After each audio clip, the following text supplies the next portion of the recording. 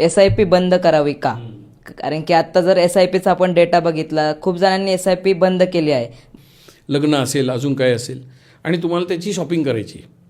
तुमच्या घराच्या उजव्या साईडला एक मॉल आहे, तिथं 50% ऑफ चालला आहे, आणि डाव्या साईडला एक मॉल आहे, तिथं सेल नाही आहे. तुम्ही खरेदी करायला कुठे जाल?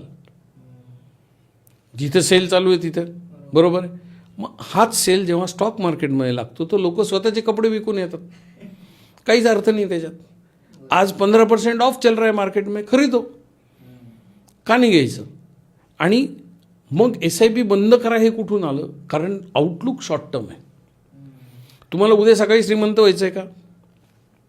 तुमची रिटायरमेंट उद्या आहे का? तुमचा जो काही गोलसाठी तुम्ही गुंतवणूक करताय तो गोल उद्या सकाळी आहे का? मग कशाला? तुम्ही इन्व्हेस्ट करत राहा. लॉंग टर्मचे जे तुमचे गोल्स आहेत, 7-8 वर्षानंतरचा जो गोल आहे त्याचेच साठीची गुंतवणूक तुम्ही म्युच्युअल फंडमधनं केली पाहिजे. Because it is a volatile asset. तो खालीवर होणारच आहे. त्यामुळे SIP बंद करणं इज वेडेपणाचं लक्षण आहे. फायनान्शियल सुसाईड येते डायरेक्टली. मी तर हेच म्हणेन. मी तर SIP माझी कधीच बंद करत नाही.